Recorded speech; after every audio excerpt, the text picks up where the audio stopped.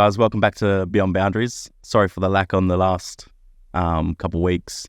Me and JJ have been grinding a bit hard at work and struggling a bit just to get out enough episodes for you guys. But today we got on a special guest, a young 18-year-old entrepreneur that has been in the industry for about 3 years now. And I'm really keen to get to know him and see what he's all about. Nice. Oliver, did you want to introduce yourself? Well, yeah, I'm an 18-year-old entrepreneur, about 3 years now. I'm a businessman in Australia, and for about 3 years, I've grinded every single day.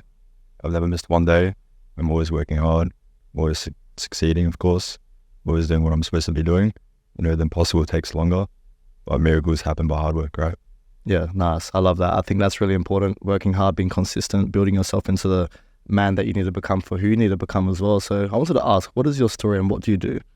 Well, my story, it's not easy, right? I grew up with no father. I had a mother who struggled very different between other mothers, you know. So I had very big responsibility at a young age to succeed for my family. I had a lot of stress, but I matured very quickly. I never really liked school, never. Until year 7, I got homeschooled for about 2 years until I went back to school in year 10. And that's when I realized the school was not for me. I never got good grades, never liked it, never thought it was good anyway. Then I ended up dropping out in year 11 to basically go full into my e-commerce store, which I started in year 11. And I got a lot of hate for that, a lot of bullying, a lot of people who just think I was stupid, even my teachers, my classmates, everyone. And I quit soccer. That's what I was doing professionally.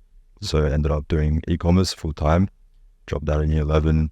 I was actually supposed to be going to TAFE in year 12, but I didn't go at all.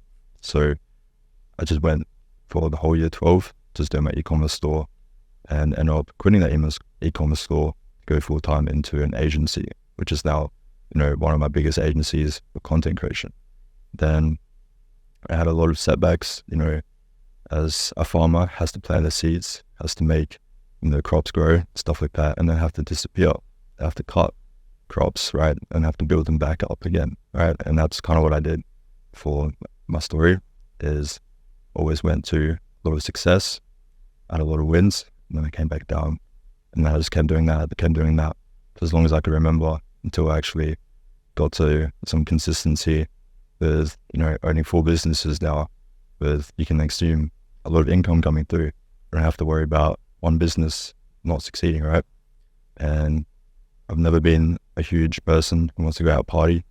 I'm never going out, I'm always in my room. I don't really like going out to smoke and drink, party, any of that. I find that very mundane. I have to be in a place where I'm constantly stressed, constantly working hard. If I go out, I'm wasting my time here. I could be doing something else, right? Could have made $200 with the span of time I'm out, right? And that mindset brought me to succeeding at a young age, because I matured very quickly at a young age, because my upbringing as well. And obviously my mother had a very hard time raising me. We were actually just finding it very hard to have housing, food and all that kind of stuff. And then it just kind of got an upward spiral of success. Believing in God is a different thing as well. You have to keep your faith with who you are and what you believe in. Can't let other people tell you what you can do and can't do. And that's one important thing, is a lot of people would see you do very good, and then the other thing is you'll be doing very bad, right? They don't see the iceberg, right, on the things that you can't do. And you always have to be working, no matter what they think that you're not, but you are. It just matters on who you are, what you're doing, what you stand for, what your values are, everything about. Can't be letting other people tell you what your values are and who you are, because if you let the people just overtake you, then you're going to end up going down, and you can't let other people get down. Yeah, no, I love that. That's such a good mindset to have at such a young age. I wish when I was a bit younger that I had that exact mindset. So you could say you sacrificed a lot. Yeah, sacrifice was a very big thing. Yeah, become who you are today. Sacrifice comes in all different ways in life, from friends to, like you said, partying to living just a young life like most teenagers would. You sacrifice that to actually sit down and, see the bigger picture in your future. Yeah, that's right. Sacrifice was a huge thing for me. I didn't want to waste my young years doing something that I knew wouldn't be worth in the next 2 to 3 years.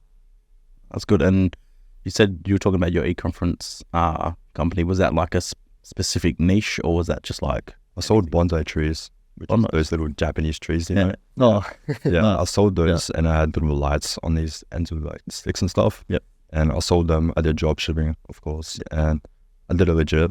I actually got a supplier and a warehouse, everything like that. And I sold it locally in Australia. Nice. And I'm doing about 4,000 products sold at about $23. That's That was really profit as well. So I was back in 2019, 2020. That's crazy, yeah, because I've done e-conference before, and it's not an easy thing to get into, especially being so young at your age as well. Like finding suppliers and doing the legitimate way instead of, just going on AliExpress or, Alibaba or whatever they're called, and then like sourcing them for such cheap price and then selling them for more and stuff like that. But it's really good. Would you say when you were growing up, like, were there a lot of challenges that you've gone through, and would you be able to give us an example of like some challenges that you've had to face? The biggest challenge was my attitude, because that determines everything you do, right? If you don't have the right attitude on what you're going to be doing, let's say you're drinking a cup of water, right? You don't just sip it, you drink it, right? So, so you drink the water, right? And that's the same with everything else. You go to the gym, you don't just do small weights, you go hard. And that's with everything you do. You can't be lacking off. You have to do your best, whether you feel like it or not. And the biggest challenge for me was actually doing the work, actually changing who I wanted to be, and getting up, going to do push-ups, going to actually work on my laptop every single day, because not everyone can be so consistent every single day. And that's the challenge, is creating the discipline, the habits, the lifestyle for yourself. Yeah, and that's what I was about to say. The discipline, you really have to implement that into your life to be able to do them things. Like, that's what I used to struggle with, is finding the right attitude to do things, to get out of bed and just do what I have to do to become this person I dream of becoming, Yeah, there's a quote that I like. It goes, discipline may be hard, but you'll like it. Nice. That's a good one. And one thing I wanted to touch on, what you said as well, is when you have a drink of water, you drink the whole thing. If you go to the gym, you do hard weights and you do heavy weights. And that reminds me of pushing yourself to that limit, or finding out what your limit is so you can be limitless. Because if you don't find out what your limit is, you won't be able to be limitless. You won't be able to see what potentials you can go to and what heights you can transcend to as well. That trajectory you can really push yourself to, which is an amazing thing. And to touch on before as well, would you say that your struggling upbringing sort of brought you to a place or influenced you heavily to become an entrepreneur? It did. It did? It did, because I never believed in school. And my mother can vouch for that. She knew I never liked school from a very young age, and that kind of determined me was I have a very big talent in creativity. And just from a young age, I was very brought up to not following rules. I didn't like rules. I wanted to create my own rules and be the boss of myself. And anyone who told me I had to do something by following their rules, I didn't like it.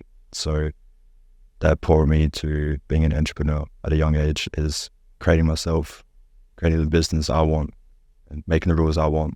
Writing your own story. Exactly. Yeah. No, it's good. And especially energy can only be converted. It's like, there's no point of sitting around and doing nothing with it. Using it can be a really good fuel. That burning desire can help ignite that fire within yourself to become who you need to become, and being able to mold and shape yourself into this self version, and a self-made version by the looks of it, by working really hard.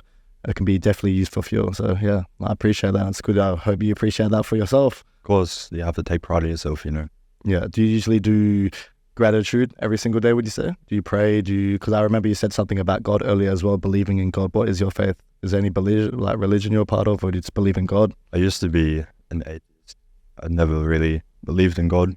I did go to a private school at a very young age, but I never really interacted with that until I actually realized when I was creating my businesses, I really started believing in faith, because I always wanted a miracle to happen, right? A miracle won't happen if you don't put the hard work in, right? And I see it that a way where if you're not trying to be the best version of yourself every single day, but working as hard as you can, God's not going to reward you. You have to be trying your best every single day. So that became into my faith, is trying my best every single day. And then I realized I just got lucky, because I never missed a day. And God rewarded me for that, because I believed in myself, did the work, and I am a bit Muslim as well. I did Ramadan for a bit, and I'm trying to transfer into it a little bit. Very new to it. Or into Islam specifically? Yeah. Okay, yeah. I like the religion in that.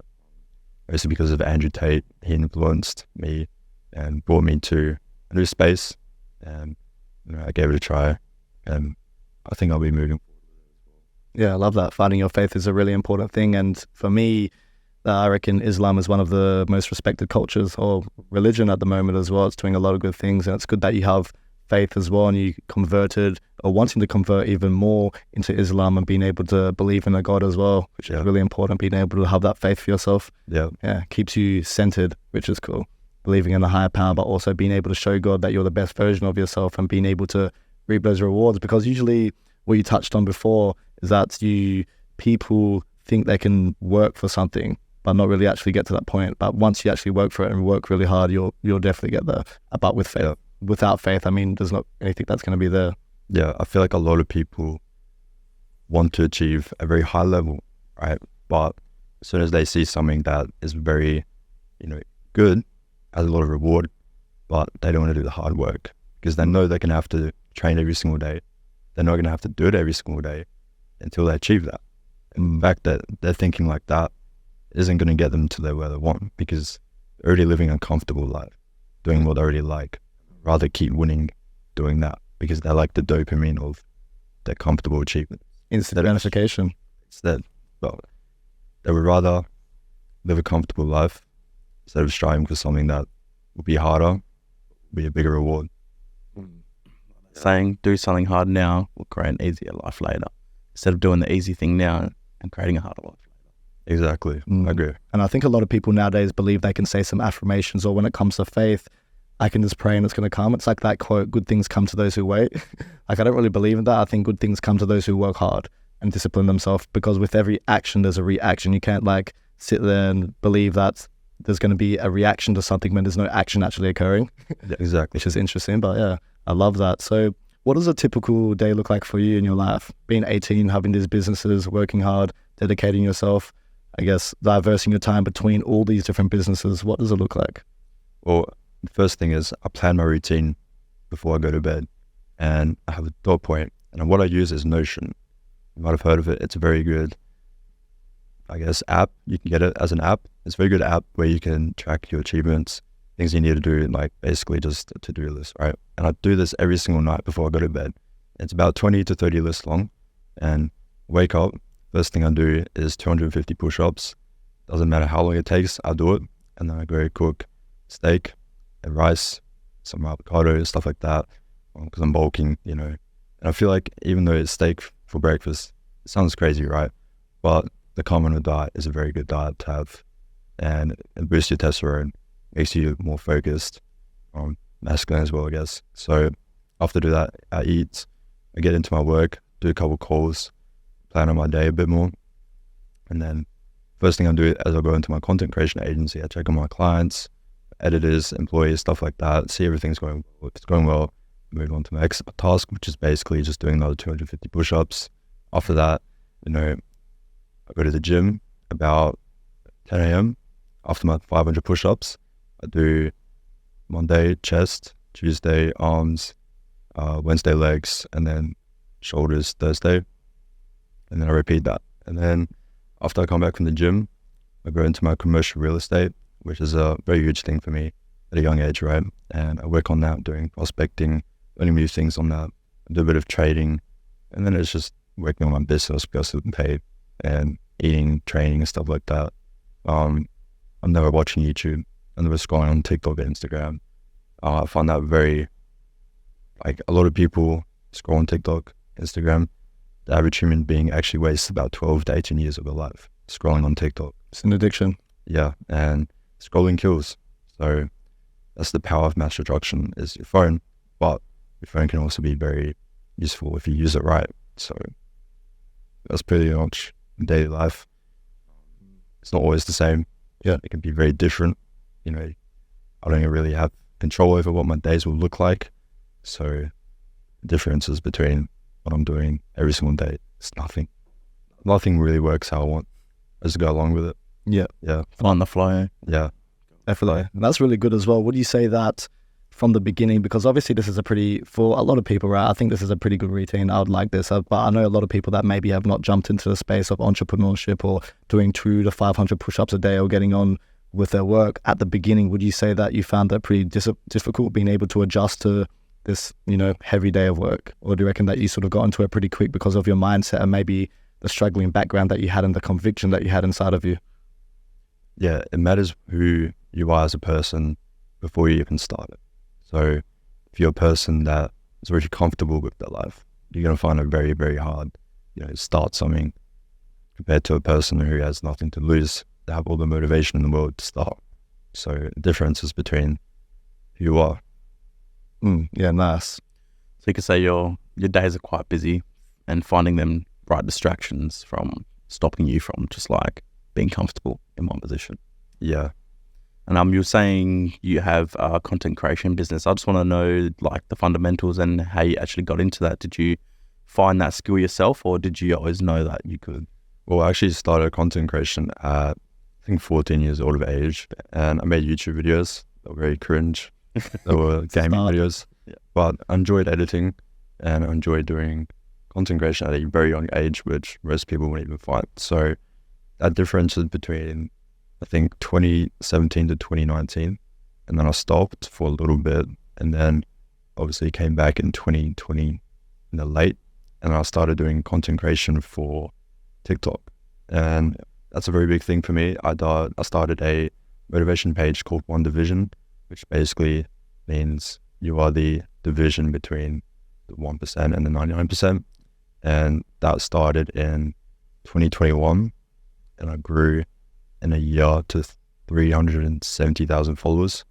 And until that, my account got banned because TikTok didn't like, me motivating, me inspiring, me influencing the youth really. And that content creation brought me to helping other people in the motivation space, because at that very young start in the motivation industry, there wasn't a lot of people doing it. And I started becoming the person who was the beacon for a very successful amount of motivation pages, as Bazen, which I've been with them for about 8 months now. I've been collaborating with them, which is over 2 million follower motivation brand that did over close to 1 billion views last year. So it's crazy. It's a very big thing for me, just having that content. For me, it's part of my talent with creativity. Yeah, and they're not just like typical reels that you see, they're more like full edited. Yeah, they're very good scripted. I have a story to it, and they're good quality. We always make sure that videos have the best kind of quality possible. We don't want to put out, quantity over quality. You'd rather have the best possible video. Yeah, and I've seen that you said you have employees and stuff now working for you in content creation. Yeah, so I have about 60 employees across about, I can't remember, approximately like 30 clients. Yeah. And each one is faceless and face brands. So on like the theme pages, would you say? I'm not really into that theme pages. I don't believe into that, actually. Okay. A lot of that is misinformation for people who want to make money, right? Okay, yeah. It's not going to work because you're trying to make a solution to a problem in a theme page, right?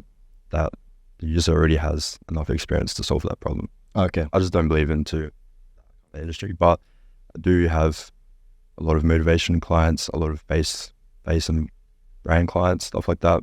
And all my editors really just edit for them. So around like 2, if there's short form and long form going on it, there's 2 editors working on that client. And then I'm putting out roughly like 10 videos per month for short form, maybe like 10 long form for that client, and just help them grow with their content creation. And then social media marketing is in my agency as well. We actually help monetize through content, and then we help monetize through audience as well. Oh, nice. I like that. And would you say that is like one of your passive incomes that you have at the moment? I would say, yeah, except for crypto, yeah. Crypto's always up and down. It's actually, if you know what you're doing, you can always make money. Yeah, exactly. Always leverage it for that. Find the knowledge first, Yeah. and then get into it. You see so many people nowadays like just trying to jump into crypto or day trading or even like hodling coins. They don't know exactly what they're doing, so they're like buying, selling at different prices and end up losing all their money instead of actually doing the work first and finding the knowledge to actually jump in and start like trading.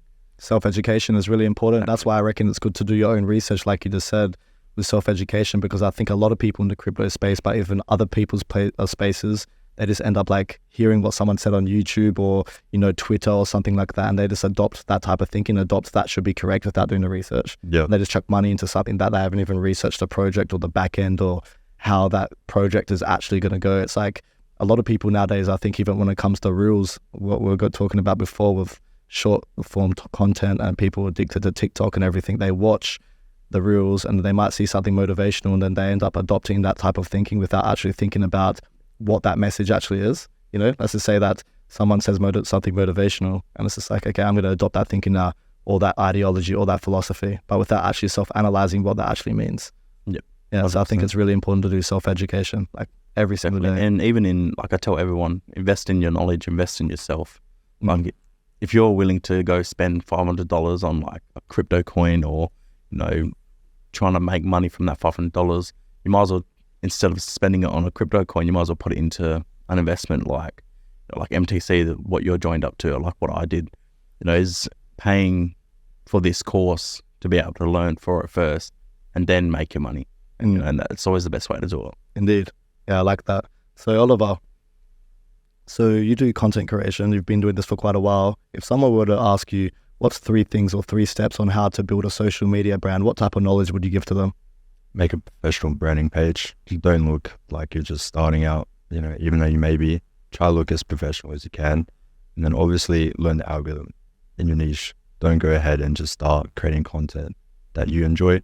Actually take some time, put into work, go research what's working in your niche. Try copy that, make it better. And then obviously, the final thing, the editing. Try your best to do the best editing you can. Okay, nice. I like that. That's for sure. That's really good. So that means, and what are the prices usually for like a good edited reel, would you say? Like, you know, if you wanted this 1, 2, 3 reels, what sort of price, like singly? Well, I charge my clients between like $2,000 to $10,000 per month. Okay, yeah. Nice. About 30 short form and 10 long form. Oh, that's pretty good. Yeah. Yeah, nice. And with Atlas, because I remember you said something about Atlas Enterprises. How did you secure your spot with Atlas at such a young age, but also being the only Australian a part of that, especially because it's an American brand? Yeah, comes into networking, right? You need to be in the right position. And I just basically network it, and I found the owner into a group chat that I was invited into, and we started working together, and kind of just told him about what I do here. And I know a lot of, you know, successful people here, and that's a good target audience for him. So he ended up putting me on a contract deal to prospect for these people as the only Australian actually legally allowed to do this in Australia, and ended up doing this for about 3 months now. So doing very well. Obviously, I get a commission from finding people. It's all about networking skills, communication, how well can you speak, and definitely. Well, so you didn't really have to do like a real estate course or anything. It was more the side of like networking and knowing the right people to be able to put them in front of your client. Yeah, I'm not licensed in real estate. I'm just trained. Yeah. That's cool. I like that, because I got into real estate as well, but I didn't really, you know, finish my courses or anything because there's a lot to it. But like you just said, networking and finding the right person, that's probably the best way to get into it as well. And would you say it was a hard thing to be able to, being at such a young age, a hard thing to deal with like high net worth people and these clients that you put in front of your, you know, let's say your boss? Is it hard to actually like communicate with them? And because like at the end of the day, you know, it doesn't matter what age you are, but some people can see over that and be like, oh, this bloke's so young, why would I want to put my money, you know, millions of dollars into you? It comes back to communication, right? How good is your sales skills? And I took a lot of inspiration from Elliot Andy. Oh yes, He's a very, very, very good salesman, and I've learned a lot of, you know, skills, a lot of things I can use to outreach these high net investors. And that's what I really did, is just learning from someone, you know, who's already really done it, and just putting it into my own words, really. And it's not really about your age. You might look young, but if you have something good to offer, you have good value, and your body language, everything about you shows that you are a high value man, right? These people will take you seriously, and you'll get very far with it in a very short period of time. And especially if you have the proof to back it up as well. Exactly. If you got results, you got testimonials, you got proof, and even if you've done it yourself. I like that, because I reckon when it comes to like real estate, like training or anything like that, or certificates, I don't reckon you actually need to do any of that. I reckon you can skip all of that. And like you said, if you have the communication skills, you can be compendious, you can articulate things. Body language is another way. I think physical shape. Like, I mean, if you saw someone that was overweight and didn't know how to communicate, obviously you wouldn't take them as seriously.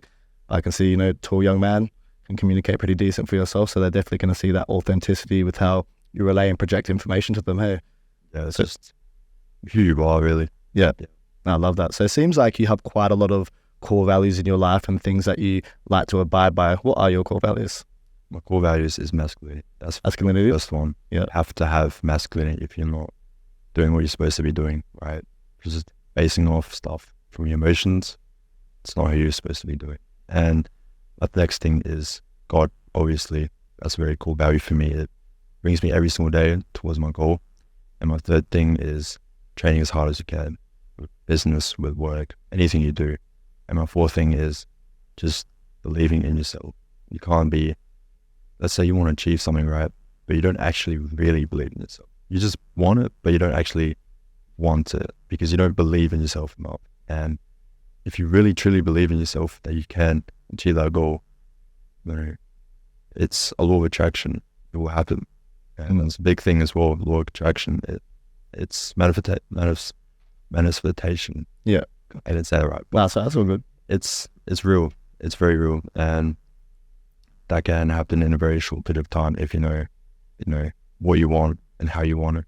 Wow. Yeah, that's really good. And I reckon that's really important, constructing a mental fortitude and a mental framework, like a good mindset for yourself, because the thing is you can't really outrun the thoughts that you have in your head.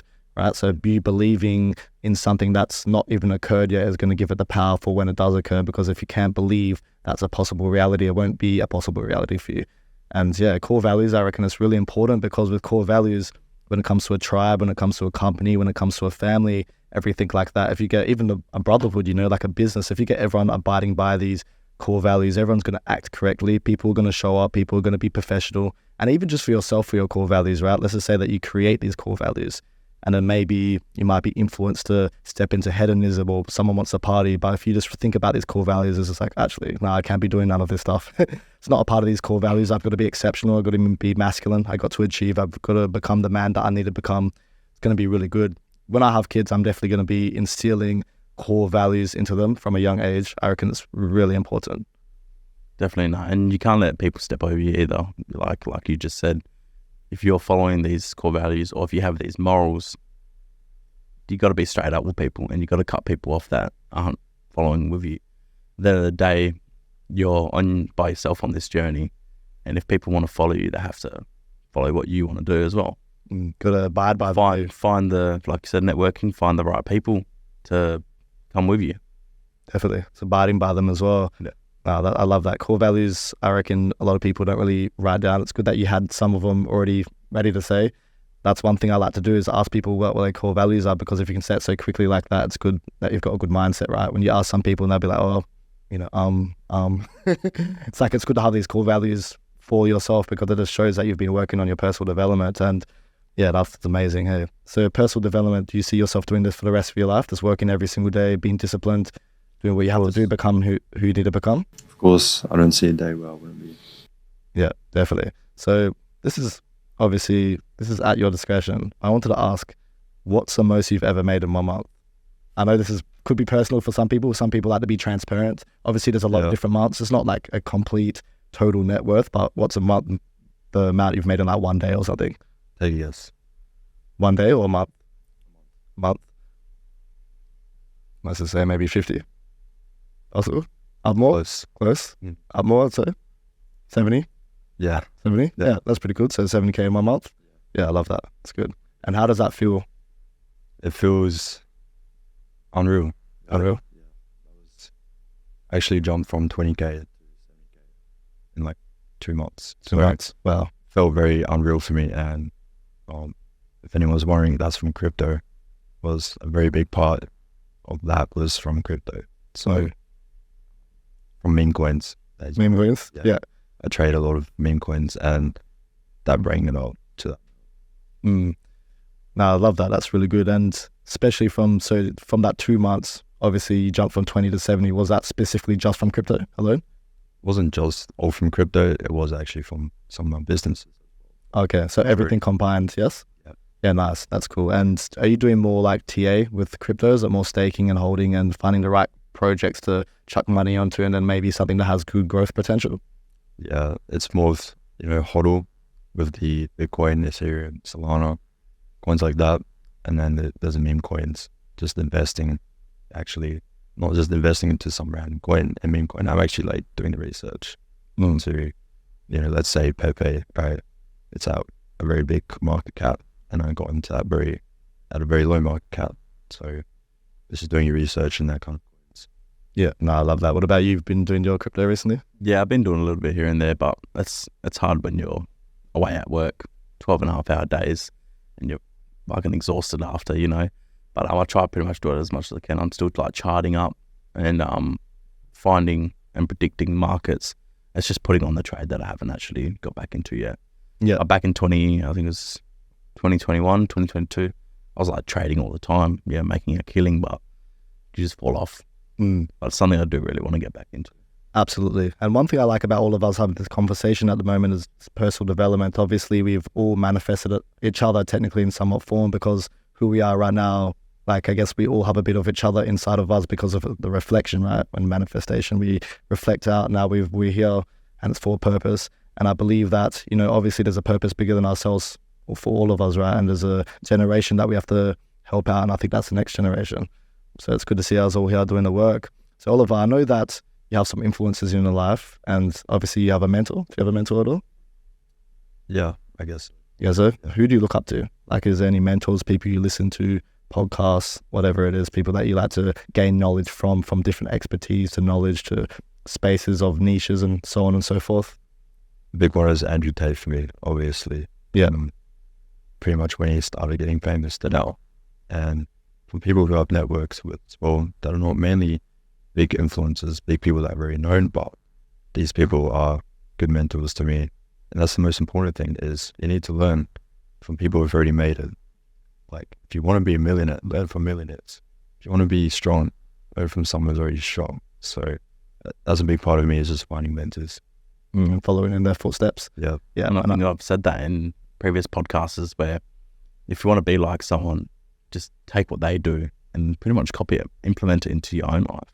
And that's what we want as well for the audience, is to be able to take the knowledge that we give out and you give out and pretty much implement it into their own life to create success or create wherever they want to go in their life, to become a better person, from personal development to creating stories in life where they can then again tell their kids, oh, I did this because of this person, like it's pretty simple, but it is hard. Yeah.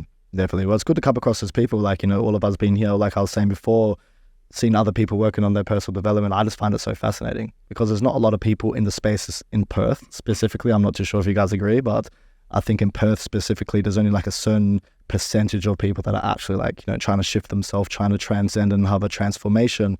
And so it's good to bump into people like yourselves, guys.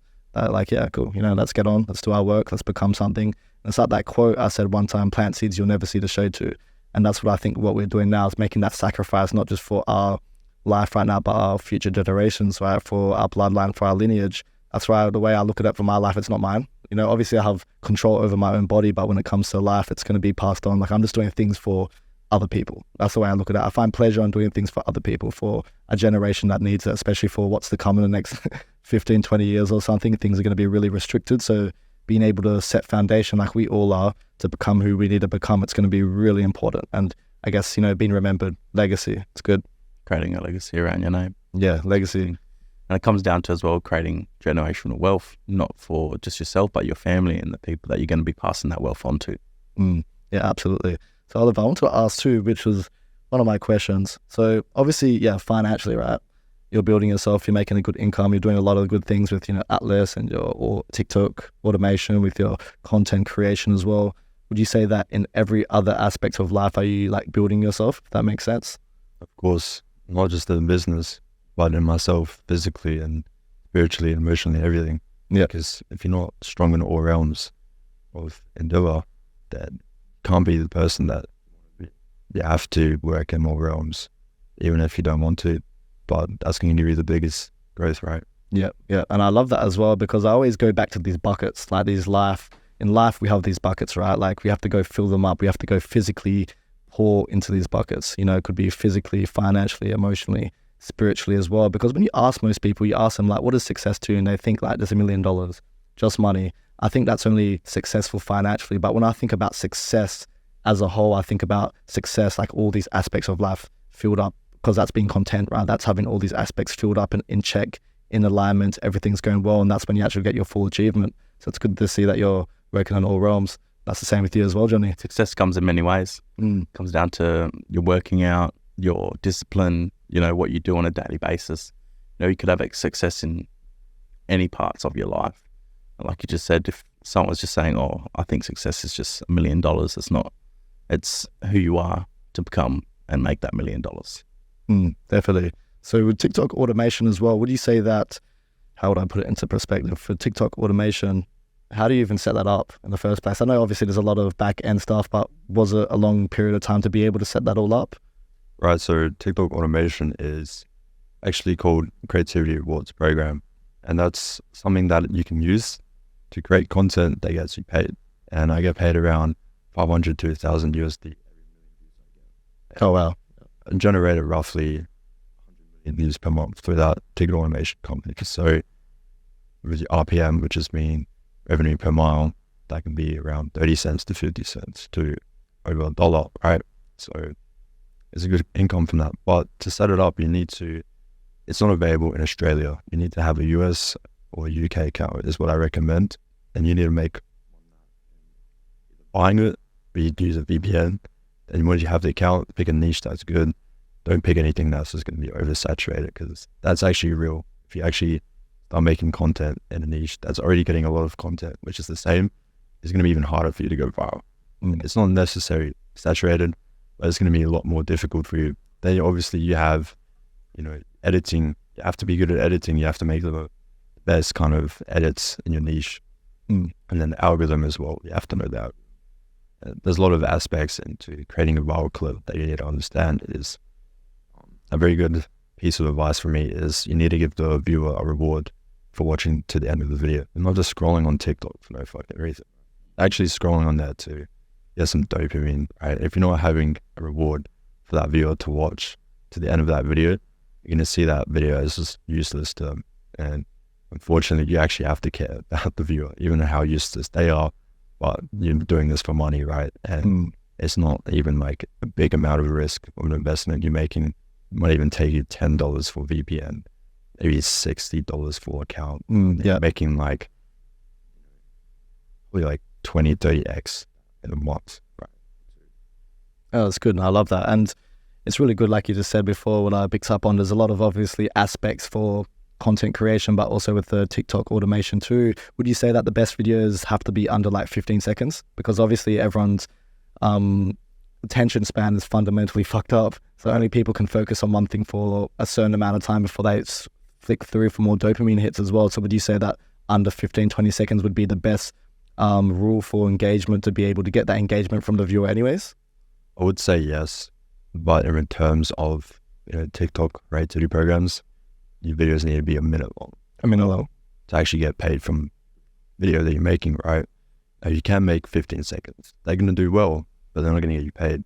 So that's the challenge, is making a 1 minute video that has retention over 30%, has about 40-second watch time, and the viewer actually wants to watch the video, has good likes and views ratio, everything like that. So that's the challenge, is making someone watch to the end of that video.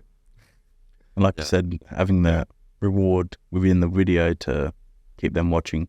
When you say reward, do you mean like knowledge or something that they can take? Anything. It could be something they've learned in the video they'll want to know. It could be that something funny, some dopamine. It could be a skill they want to learn. Anything to give them something that they've learned today, or something that you can give back that could be valuable to them. And that can even create them to click on your page and watch more of your videos. Exactly. If they want to follow you, more money.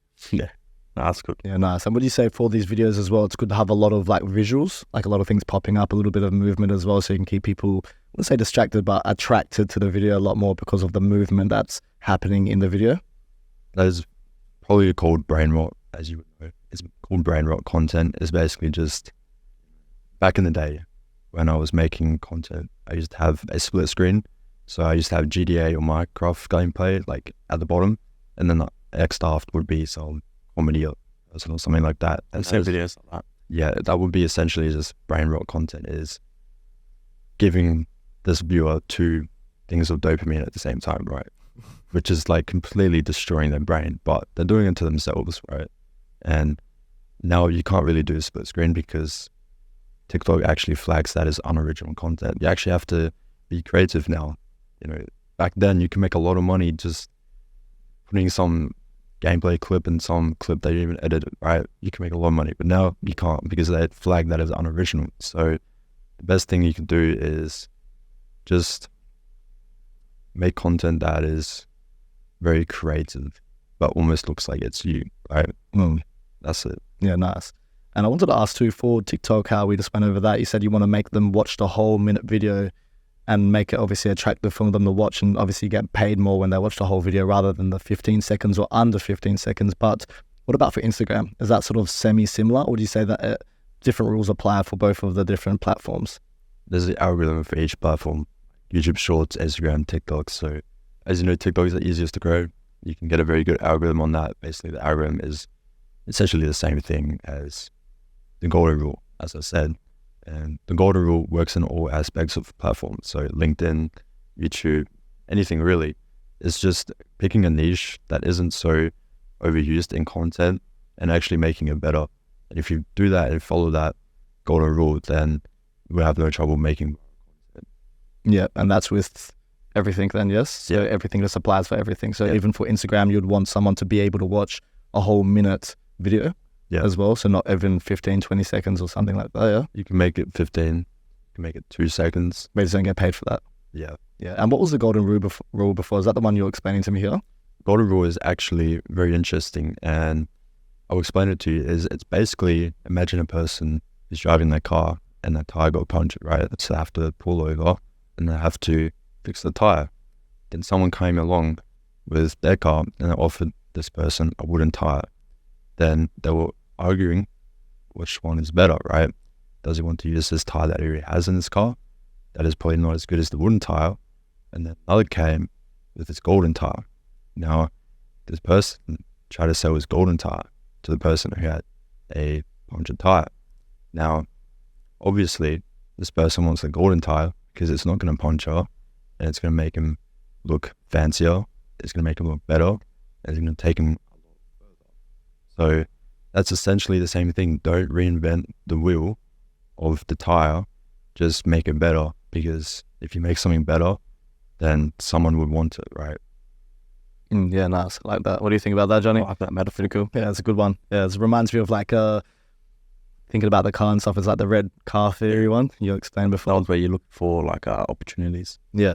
But yeah, I think I've always gone through life, and things that I want to either sell or create for other people is making it better for them, and that's a way to attract audience. Like even with our content on Beyond Boundaries, is finding a better way to create the content and putting it up, and hoping for the best instead of just doing the old same thing over and over and over again. Definitely it's time to upgrade and see what works and what doesn't as well, being able to spark the algorithm a certain way. And we have things really well. quite a bit. Yeah, definitely. Just the From start of it. 20k views to even on your account over 200k views. Yeah. And it's really starting to show. We've been hammering it for so long, for the last 6 months, I think, Since the beginning of the year, yeah. and hoping just for something to hit the algorithm. But once we start changing the way we're doing it and looking and researching the algorithm and seeing what actually people want to see, then that's where the evidence starts to show. Definitely. Well, I think even from now on, we might have to talk to our friend Oliver after about this anyways, when it comes to content creation, how we could scale our podcast and everything as well, which will be, obviously something really important being able to add value as well. And what you said as well, being able to find a niche that's going to be good for adding value. Like you said before, I mean, you can find something that's funny for people as well, but I think a lot of people nowadays, I think something within personal development and putting that out there, like motivation, like Wizen, is that how you pronounce it? Wizen. Being able to put something like that out is going to be really important, even though it's short clips, right? It's going to be good because I reckon, especially this year, in the next couple of years, I reckon mental health is going to be declining because there's so much things. There's a lot of distractions, more TikTok, more easy things in this life, in this first world country, that people are going to be having mental health declining quite a lot. So I think at least adding or making some sort of content based around personal development or something that's going to be, I guess, drawing for something. Capture the niche before anyone else. Definitely, for sure, because people are going to be craving that. I think people are going to be so shut away, just, wanting to do their own thing, maybe, drugs, hedonism, mundane things, right, that they're going to want to crave change. So I think this type of content can be like a little bit of a beacon, or even making it being a bit of a beacon for people to be able to step into a new realm of human endeavor, but also this personal development as a whole, right? Yeah, that's really good. I agree with that. You do? Yeah, no, that's good. That's nice. Well, thank you for coming here as well. Probably ended up, but it was a good podcast. I reckon we'll definitely have to get you on again once you've hit some new milestones, which will be really cool. Yeah. So we'll definitely have you on again, which will be very, very phenomenal. So it was a good chat. Definitely a good intellectual conversation to see what you have to offer and what you're doing, what your niche is. And especially Johnny asking some questions and him learning, but all of us learning together, Definitely, which is really good. The main thing is here that I'm going to take home with me is, you're only 18. You got so much years more ahead of you to create this success story that you want to create. And me and JJ sitting here while I'm 24, JJ's 23, and we're the ones taking advice from you. And that's a really good thing, and you should be really proud of that. You're able to give advice to older generation, people that are still, in the shadows trying to create success stories. But the fact that you've already done it just goes to show who you are and how mature you are.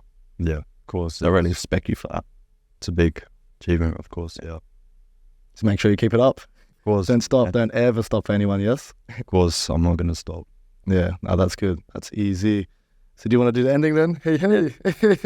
All right, guys. Cheers for that. Cheers for listening, and I hope you took some advice from Oliver and from ourselves as well. And we'll see you on the next podcast.